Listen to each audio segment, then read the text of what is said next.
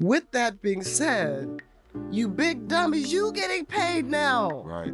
Everybody now has an opportunity to pull up their chair and have a... With that being said, you big dummy, you're getting paid now, right? I mean, everyone now has the opportunity to pull up a chair and take a seat. Some of your peers, they will recognize, her game, but they won't recognize her impact. Right. How can you separate the two? It's kind of hard, right? And Jax, you're absolutely right. And I was like, come on, you big dummy. Over the past year, we've watched Cheryl Swoopes repeatedly target Caitlin Clark with bizarre claims, saying she's a 25-year-old competing against teenagers, that her rookie season isn't impressive, and that nobody wants to play with her. The attacks seemed relentless. Some of your peers might acknowledge her game, but they refuse to recognize her impact. 3-time Player of the Year, 2-time National Championship, 2-time Tournament MVP, first woman to dunk in an organized game, gold medalist. Thank you for making time. Welcome to the show, Cheryl Miller. How can you separate the two? It's nearly impossible. And you're absolutely right. I was like, come on, you big dummies.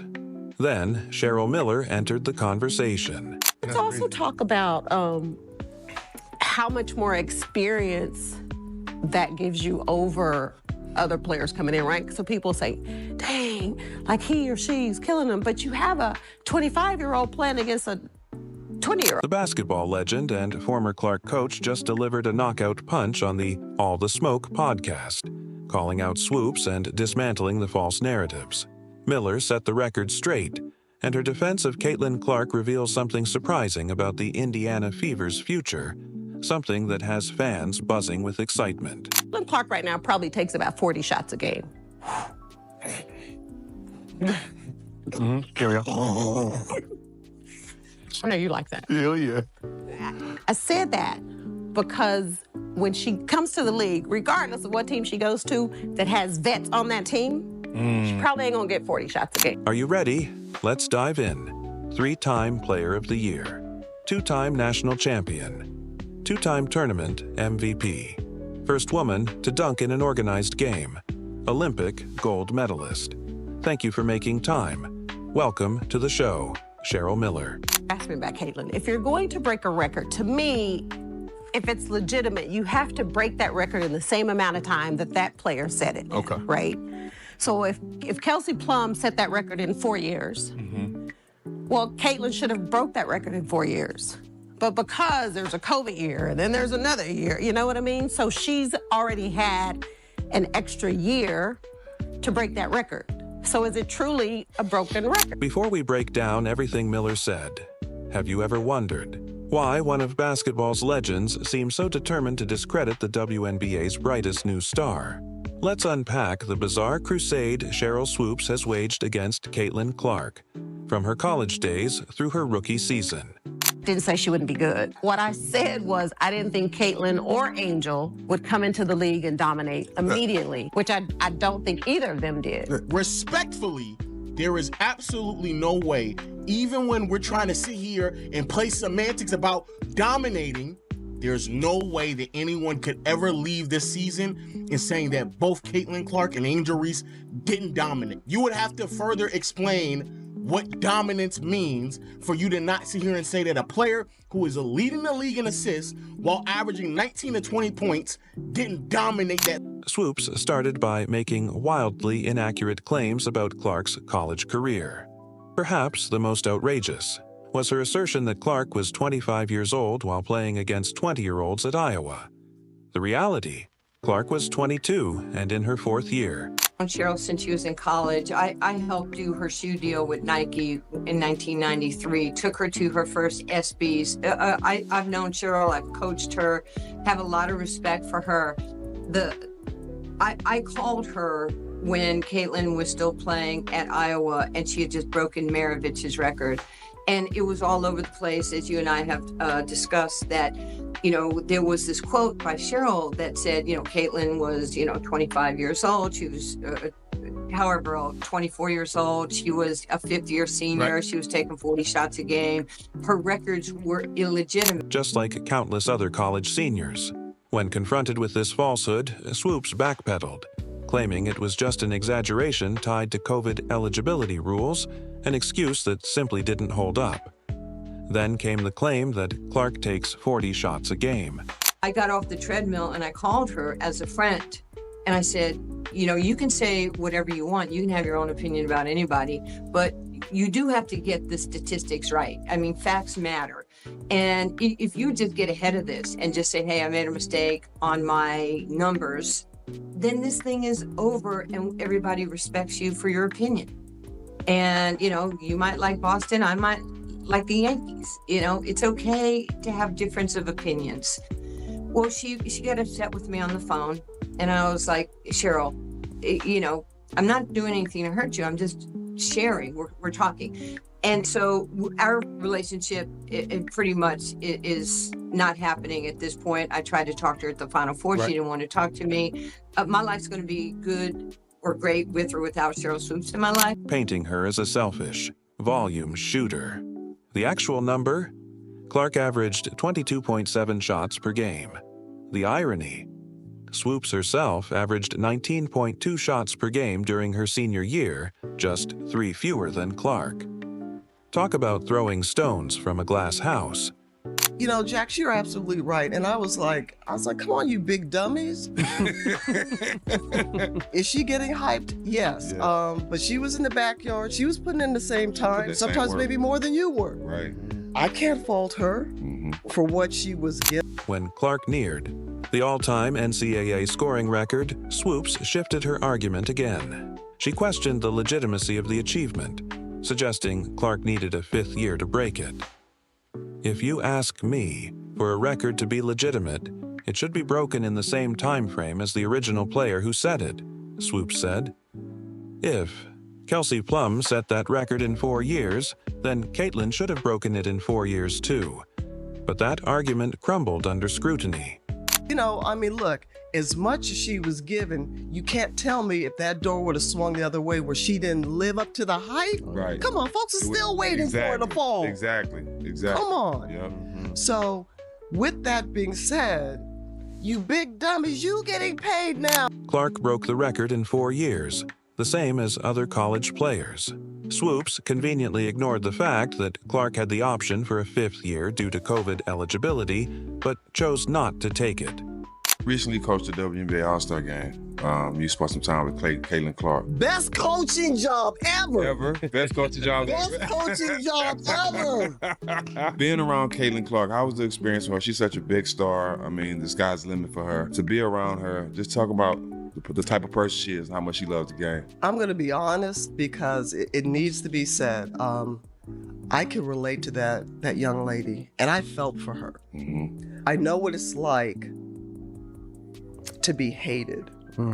I know what it's like to be a black woman and hated because of my color.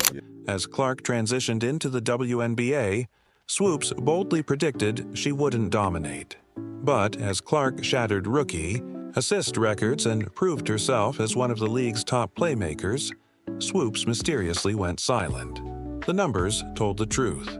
Clark finished her rookie season averaging 19.2 points and leading the league with 8.4 assists per game, silencing the doubters and securing Rookie of the Year honors. I can't imagine this young lady, I don't want to use hate, but despised. And people just having, she brought some on herself a little bit because she's cocky for a good reason. Confident. And I love that about her. But to watch the dynamics and the media, they had their narrative.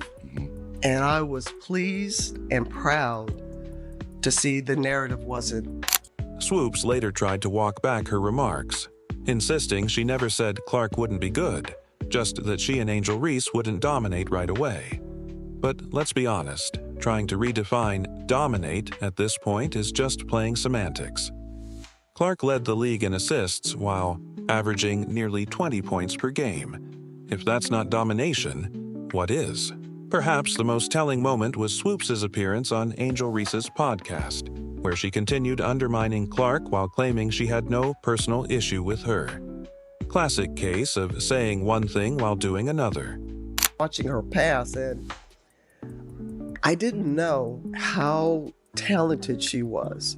and how well she sees the game in a 3D version, thinker, defensively a lot better than I thought and gave her credit for. So watching her and just spending a little time. And one thing, guys, that I've learned is to step back and let these kids be themselves. Even the basketball world took notice of this pattern. Eventually, Swoopes was removed from broadcasting a Fever game and replaced by Nancy Lieberman, who wasted no time calling out the misinformation surrounding Clark. Lieberman advised Swoopes to simply admit her statistical errors and move on. Instead, their friendship deteriorated, proving that sometimes pride outweighs reason. The basketball world was waiting for someone with real credibility to step into the Caitlin Clark conversation. That moment arrived when Cheryl Miller walked into the All the Smoke podcast studio and obliterated the critics.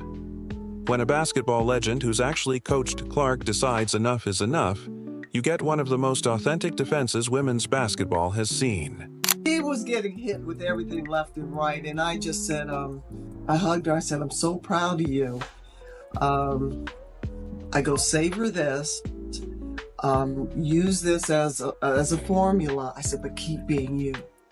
I said, no matter what, keep being you. Miller didn't just support Clark, she brought fire and precision, delivering a now viral response. Come on, you big dummies. The studio erupted, but Miller was just getting started. She defended Clark's work ethic passionately, speaking from first-hand experience. This wasn't just another commentator weighing in. This was Cheryl Miller, one of the greatest to ever play the game, calling out the hypocrisy surrounding Clark. She pointed out an inconvenient truth. Clark's presence has elevated the entire league, including the paychecks of those criticizing her. Miller, who coached Clark during the 2024 WNBA All-Star Game, gained even more respect for her after seeing her play up close. She admitted she underestimated just how talented Clark was, particularly her vision and defensive awareness. Beyond X's and O's, Miller provided something invaluable: unconditional support when Clark needed it most. After Indiana secured its first win of the season, Miller gave Clark a heartfelt embrace and some words of wisdom. I'm so proud of you. Savor this. Use this as a formula. But no matter what, keep being you.